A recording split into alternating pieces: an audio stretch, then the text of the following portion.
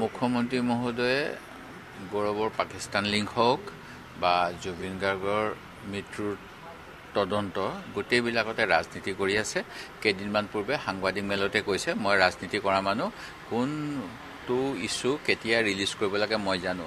এনেকুৱা কথা কৈ পেলাই এই মুখ্যমন্ত্ৰীজনে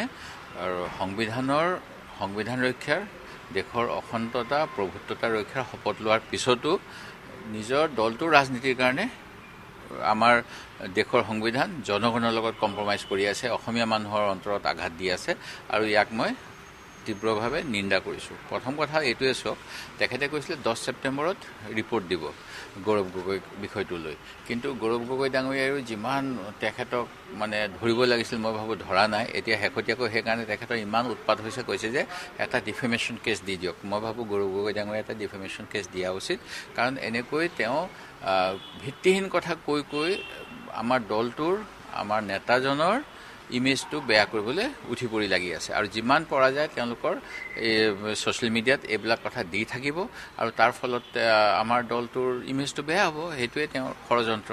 আৰু জুবিন গাৰ্গৰ কথাটো লৈও তেখেতে আকৌ পুনৰবাৰ কৈছে যে এনেকুৱা কিছুমান কথা থাকিব যিবিলাক অসমীয়া মানুহৰ কাৰণে অশান্তিৰ কাৰণ হ'ব শুনিবলৈ।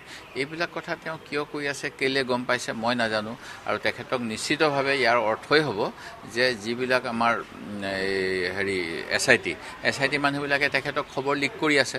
এতিয়া যদি খবৰ লিক মুখ্যমন্ত্ৰীকো কৰিব লাগে বা মুখ্যমন্ত্ৰীৰ ঘনিষ্ঠ বিশিষ্ট ব্যক্তিসকলক যেনেকৈ জুবিন গাৰ্গৰ ক্ষেত্ৰত কৰিলে, মই এতিয়া ডিমাণ্ড কৰিব বিচাৰোঁ স্পেচিয়েল DGPক যে গৌৰৱ গগৈ কেছটোৰো এনেকুৱা বিশিষ্ট ব্যক্তি কেইজনমানক মাতি আনি খবৰটো লিক কৰি দিয়ক, তেতিয়া বৰাবৰ হ'ব।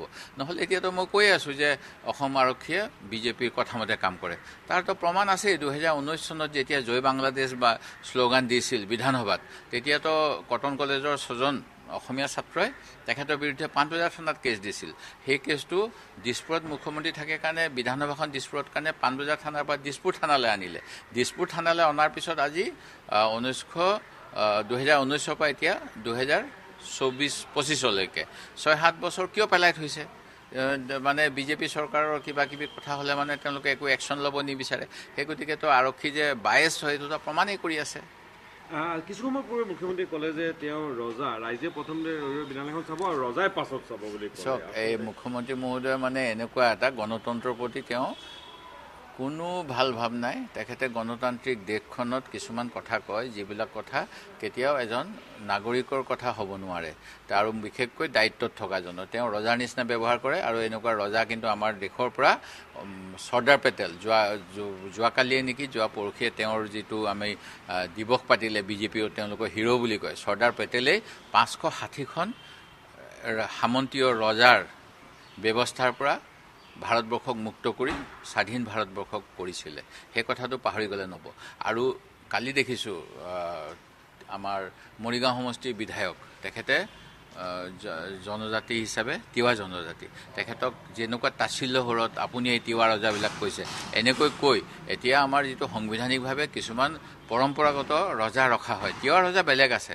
সেই গতিকে তিৱা ৰজাৰ সেই দৰবাৰকো তেওঁ অপমান কৰিছে। 12-14জন তিৱা ৰজা আছে। মোৰ বোধেৰে মই যিমান দূৰ জানো ৰমাকান্ত দেউৰী সেই পৰম্পৰাগত ৰজা নহয়। সেই গতিকে ৰজাবিলাকো তেওঁলোকৰ নিৰ্বাচিত কৰি দিয়ে।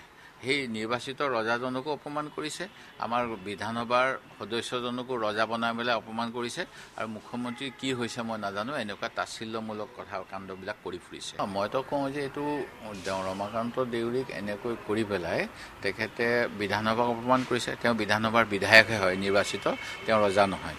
দ্বিতীয় কথা, যিসকল পৰম্পৰাগত ৰজা আছে, ৰজাবিলাকো তেওঁলোকৰ দৰবাৰবিলাকে নিৰ্বাচিত কৰে। সেই দৰবাৰখনকো অপমান কৰিছে ৰমাকান্ত দেউৰীক ৰজা বনাই পেলাই, আৰু তেওঁ যেনেধৰণে তেখেতক সাৱটি ধৰিছে, কিবা মৰম কৰা নিচিনাকৈ, আমাৰ বেয়া ভাষাত ক'লে এইটো বিধানসভাত মই ক'লে চৰিয়ালে বুলি ক'ব, চৰিওৱা নিচিনা কৰিছে। আৰু সেইটোতো আৰু বহুতকে কয়, সংখ্যালঘু মানুহবিলাকক মই দেখা পাওঁ তেওঁৰ ওচৰত। তেখেত অসমৰ জনতাৰ এজন কাম কৰিবলৈ নিৰ্বাচিত দলৰ প্ৰতিনিধি, মুখ্যমন্ত্ৰী, কিন্তু কোনোবা সংখ্যালঘু মানুহ গ'লে তই কেতিয়া জইন কৰিবি বুলি থপৰিয়াই দিয়ে, মূৰত মাৰি দিয়ে। এনেকুৱাতো মই দেখা পাইছিলোঁ, হাফলঙত দেখা পাইছোঁ, কৰিমগঞ্জত সিদিনা ক'ৰবাৰ এটা বাইট দেখা পাইছোঁ। সেই গতিকে তেখেতে যিটো কৰি আছে এইবিলাক ভাল কথা নহয়।